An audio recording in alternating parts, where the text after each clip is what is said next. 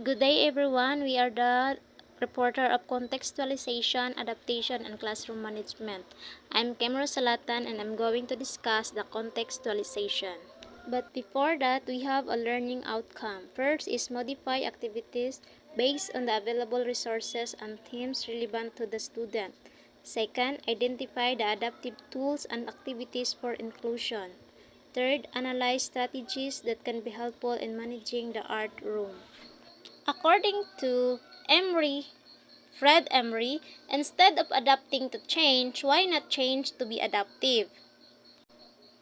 Adapting to change, if something new happens in the classroom, like for example lack of art materials, you just make temporary adjustment. For example, if paint isn't available, you can sell painting and wait until supplies arrive. This is reactive. Change to be adaptive. You prepare yourself and your teaching methods to be flexible from the beginning. Instead of depending only on traditional art materials like canvas and oil paint, you already know how to use what is available. You need to recycle objects, natural dyes, or wood. This makes you ready for any situations. Fred Emery is saying that rather than always struggling to catch up with change, it's better to develop the skills of being adaptive, flexible, resourceful, and open-minded. That way, no matter what changes happen, like for example limited resources, new policies, different student needs, you can adjust smoothly. Contextualization, resourcefulness, and self-expressions are some of the skills that can be developed through art practice and creation, especially in elementary students. However, we tend to limit ourselves based on what we see in the museums and books such as oil paintings of masters and on canvas.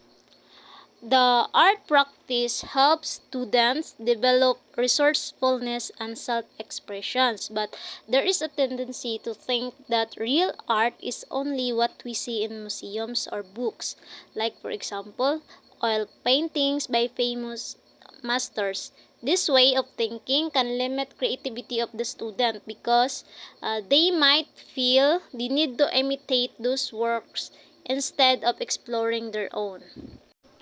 Contextualizing the materials based on what is needed and available is part of the creative art process.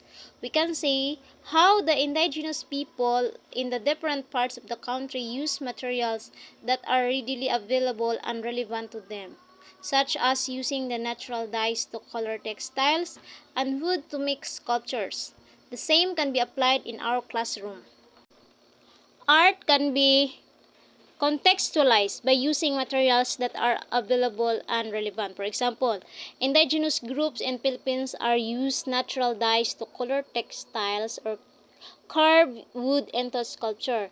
So, art is not limited to expensive or imported materials. It grows from the environment and culture of the people. Teachers should encourage the student to use what is around to them, like for example, recycled objects, natural items, or local resources. In this process, in their creative process, this makes art education more practical, inclusive, and reflective of their own culture and community.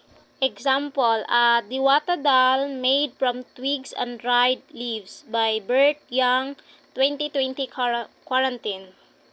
Another example is a student painting on a rock instead of canvas by Pearl.